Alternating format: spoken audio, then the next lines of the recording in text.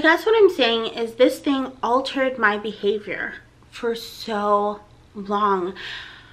I can't stay afraid. I have to have the confidence to confront it and to grow. And you can't grow if you're stuck in a place of like fear or like the inability to face something. So it's just my way of confronting this issue that I've had for so long head on. You're a rebel, getting into trouble. You are kind of like a fire, like a fire, like a fire. Unpredictable, so original. You are never backing down, backing down, backing down. Hey everyone, it's Eden, and I am finally rid of my allergies. I'm able to breathe. Not completely out of my nose, but like as much as it's gonna get, like as good as it's gonna get. So I thought I would finally record the video on why I started weighing myself again. I hadn't been avoiding it or anything, and it's not really a huge reason. It's just a thought process I've been having, if you will.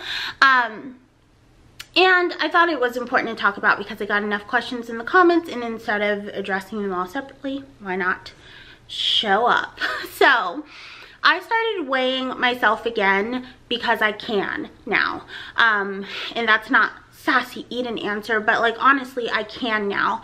And I feel like there's so much logic behind weight and the scale and how it affects us, our minds, our brains, our happiness, that for a while I couldn't. So when I say I can now, that's because I couldn't before. So you know, I've been struggling with the ankle injury for a while, and I'm not as fit as I used to be and as I want to be, and I will definitely get there. But for a while I felt really great.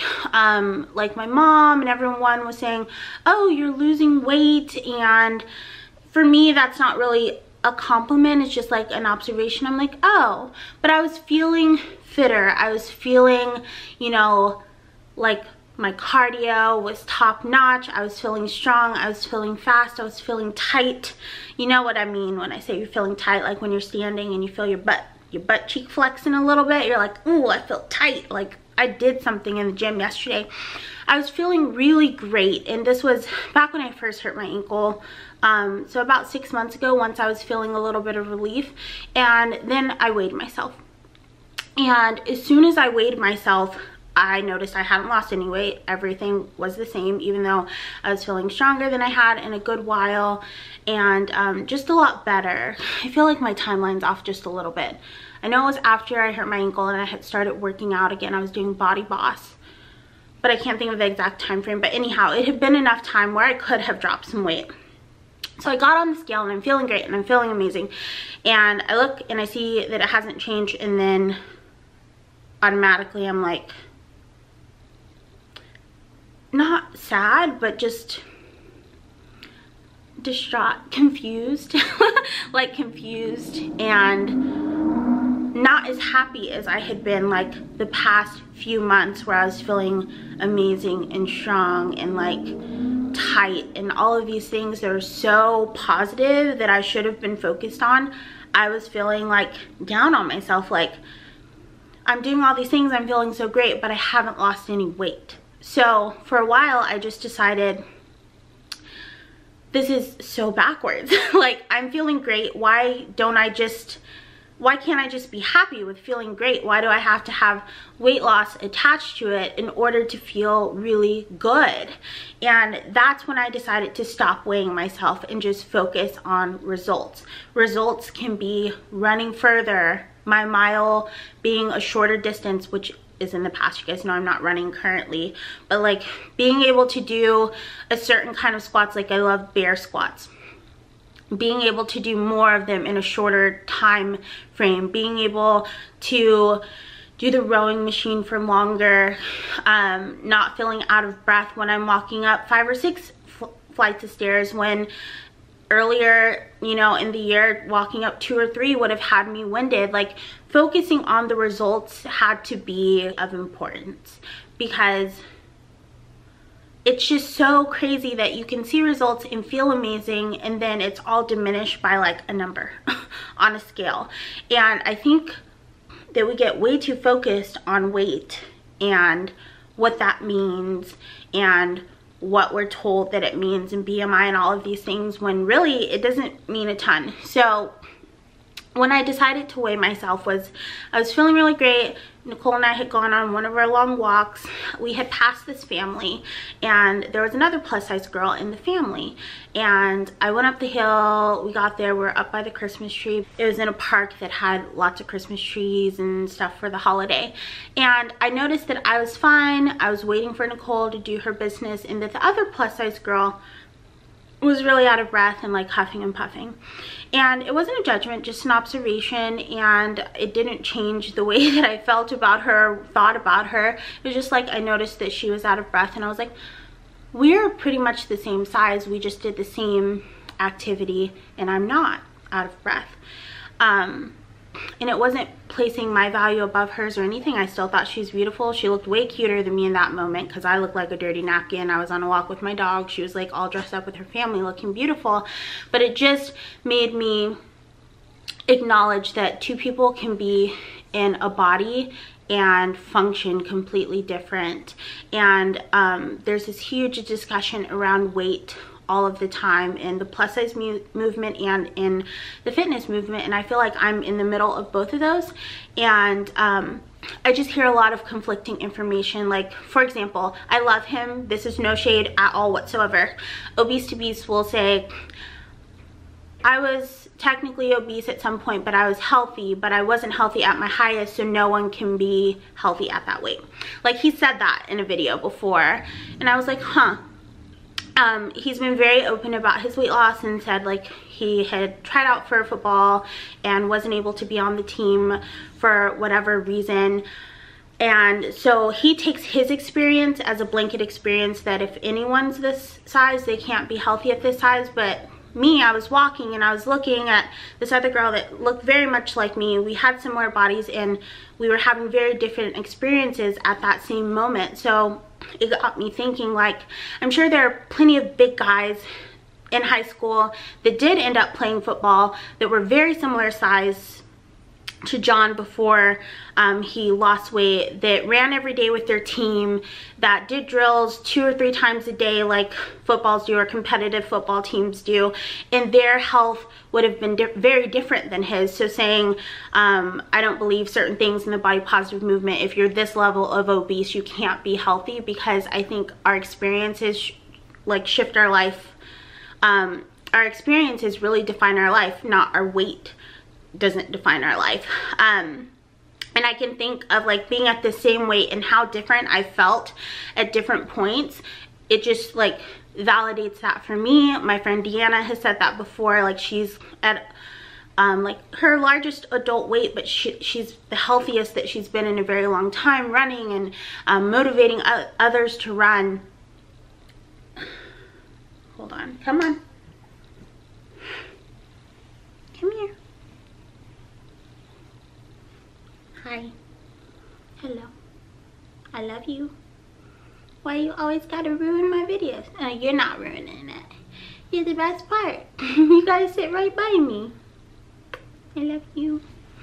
I just saw a little face staring at me from right there. Now she's standing up like a little meerkat because she wants me to pet her instead of being present in this video. So I've thought the same thing. Like, I cheered all the way through high school. I was in gymnastics growing up.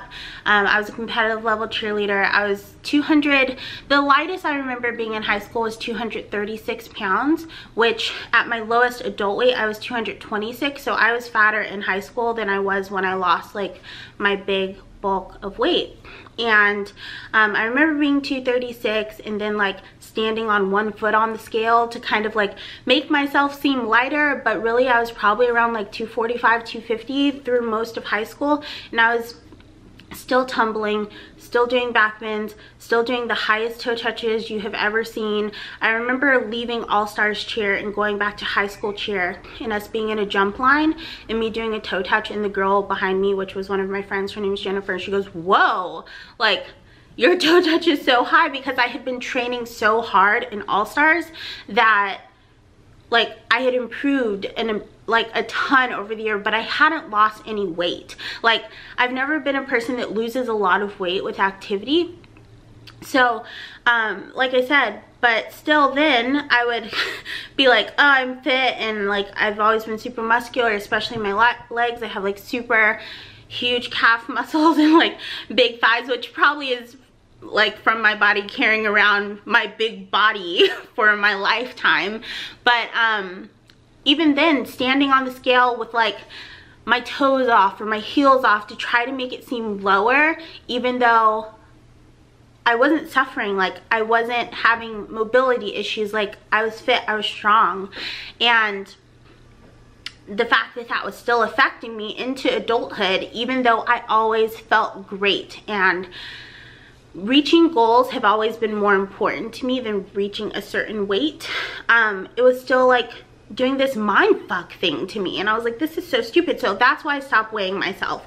But now I'm weighing myself because I just don't care anymore. Like I think there's value in knowing how much you weigh. Like there's important reasons to know how much you weigh for like medication dosage, just in general, to be able to track it, track trends more than weight, and just to know that I'm like rid of that trigger. I hate that word. I hate it. I'm sorry. I don't like it.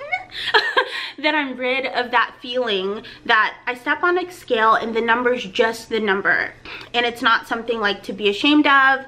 And I think it just roots so far back to like my grandmother telling me I had to be under 100 pounds to wear a bikini, or hearing my friends be like, oh, I'm 130 pounds, or hearing people on the internet saying, oh, as long as I'm under 200 pounds, like that's fine, or oh, I hit 200, I have to lose weight. Like all of these negative things being associated with the number 200, you like, in my mind, like 100, 200, like negative things after those points have always been associated. So in my brain, just that's what I've been taught, is to think that anything over 200 is negative, anything over 100 is negative.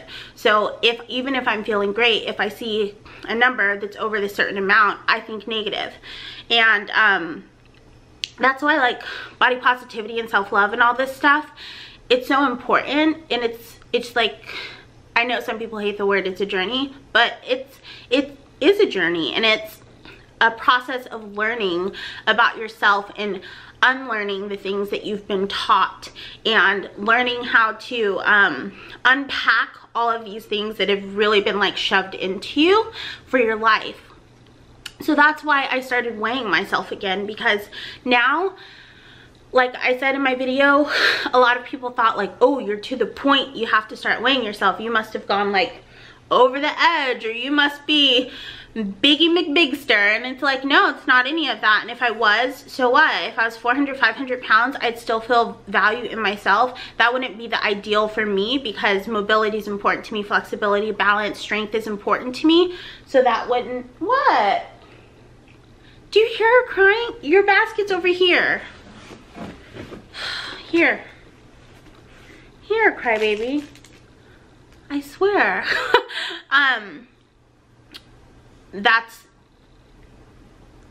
I live too active of a lifestyle, and I notice at certain weights, like you guys know, I've been close to 340 pounds in the past, and my body at that weight just didn't function the way that I needed it to. I did what I needed to do, and my body kind of chills around its current weight. It chills about 30 pounds lower. It chills about here. It doesn't typically go too much lower, but it's never gone back up to 340, and this is like my optimal, I feel like optimal health, like around 30 or so pounds lighter than she just tumbled over her whole basket.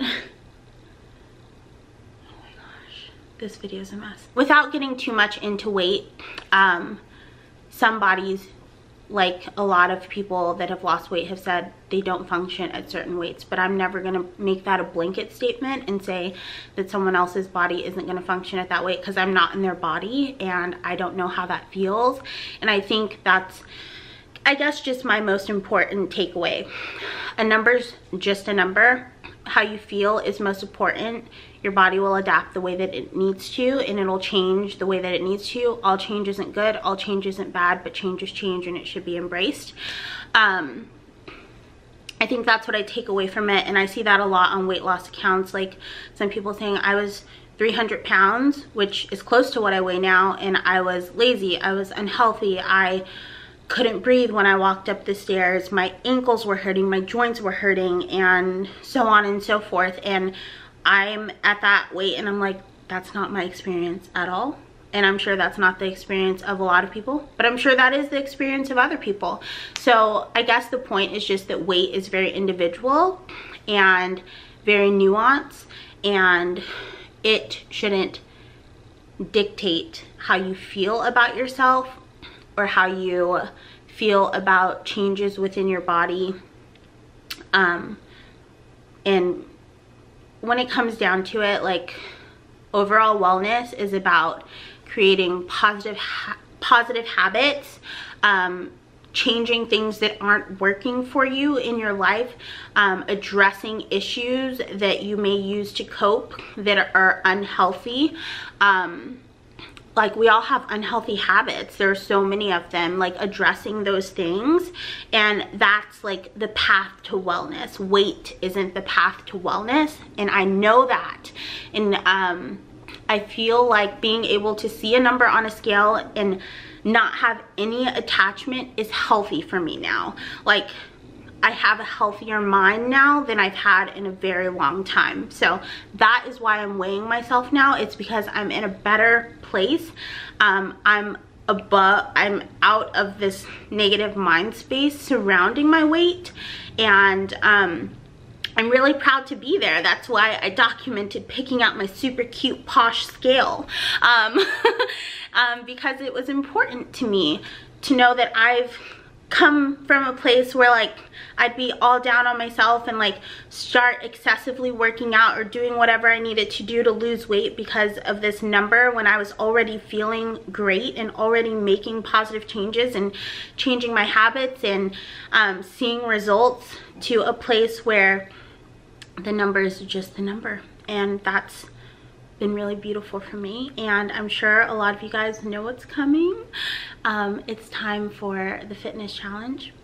I took a year off of fitness challenges, which I'd been doing them for almost 4 years, 3 years or 4 years, and it was really hard for me to take a break from it, but I really just needed last year to come to terms with having an injury and come to terms with changing the way that I looked at fitness, because I've always been a high impact sister, and having to kind of break free of that has been different for me, and like just changes in schedule and all of these things. It was a tough year for me, and I just needed my fitness to be my self-care, and in order for it to be that, I couldn't lead anyone. I needed to just lead myself and be selfish and have that be my time to care for myself and to love on myself. And now I feel like I'm ready. I'm ready to have our community back of fitness loving plus size and people of different abilities, and even then people that just haven't worked out in a while, that have been kind of sedentary. So we're going to be having our fitness challenge, and it is starting on that day right there, because as of filming this, it's the 28th, but I'm not sure exactly what day it's going to start. It'll be just out after the first of the year though, so that you guys will have time to get yourself new gym shoes or a yoga mat, or find out what kind of program that you want to do for the duration of the fitness challenge, which is 3 weeks. Excuse me. Just enough time to start a positive habit. 21 days, that's all you need to start a new habit. So we're going to have a community on Slack. The reason I picked Slack instead of Facebook or any of these other social media places is because it's uninterrupted. It's not a social media where you have Facebook messages coming in, or an unmoderated group where there's a lot of diet culture intermingled. We're going to have some moderators that are making sure that it's diet culture free, and it's just being active for the sake of being active and feeling what that feels like. And for some of you guys, it'll be experiencing it for the first time. For some of you guys, it'll be experiencing it for the first time in a long time. But and for some of you guys, it'll just be for some extra community. But the link to the Slack will be down below, so click on it. I'll accept you into the group, and then we can get chatting. I'll be posting photos of different modifications for different workouts. I'll be sharing like different veggies that I'm trying, different combos of meals that I'm trying, different superfoods that I'm trying, and you guys can share those and enjoy those as well. It'll just be a nice community where you can cheer each other on and congratulate each other on just doing something good for yourself and taking time for yourself, which is just so hard to do. It's just going to be a really encouraging little community. If you need to search for it, it's gardenofedynactive.slack.com. And I do have to invite you, so you'll know that there are no trolls, that there are only people there that want to be there, that are on the same loving journey as you are. So it's private and amazing, and you can share, and you might find your new best friend. And I'm just really excited, really excited for it. So I'll probably do like one yoga pose and yoga pose modification for the week, one standard like HIIT workout move and modification for the week, and then I'll list out workouts that I recommend that can kind of be tailored to all levels. But of course, you're welcome to do your own thing, as you always are. If you love Pilates and you just want to get back on the bandwagon, if you love walking, if you don't want a gym membership, I can recommend some HIIT workouts and some different programs that you can sign up for. But if you want to spend no money, that's fine too. Just walk for 30 minutes a day and, you know, report back how you're feeling. So I always aim for 4 days a week workout. If you're just starting off, you can start with 3 days a week working out for the full 3 weeks. You can do 5, which is probably what I'll end up doing is 5 days. But I'm gonna stop rambling on. Fitness challenge is back, it's on. We're ready to attack, to show that we're the best, a step above the rest. We always compete as the elite. Old cheer, it's stuck in my brain, ingrained in there forever. But I want to thank you guys so much for watching. I know this was a long video. If you stuck in there with me, I'm super happy that you did. Fitness challenges are never broadcast, they're always at the very end of a video. So just the people that need it, or then that are here, or that are interested, get the little intel. So I want to thank you guys so much for watching. Until next time, remember to keep an open mind, keep an open heart, practice unconditional compassion, but don't take shit from anyone. That includes yourself. I love you endlessly, and I hope you love yourselves even more. Yeah, I'll talk to you really soon. Bye. So today we thought that we would talk about our New Year's resolutions. The new year is upon us, and we're two girls with some goals. Yes, we are. And none of them are weight loss. Yeah, that's amazing. You know what? This actually might be my first year of my life that weight loss isn't my New Year's resolution. I know. Which, no shade to weight loss. Weight loss can be done in a healthy way and from a place of self-love. But like Joelle said in the last podcast, you can't control your body. You have to work with it and not against it. And I think we'll get more into this as we roll into our resolutions. But I'm going to let Joelle start it off. Okay, cool. Well, so I have obviously, probably most people, I have a bunch of different resolutions. Most of them are kind of small, but I have 2 really big ones. And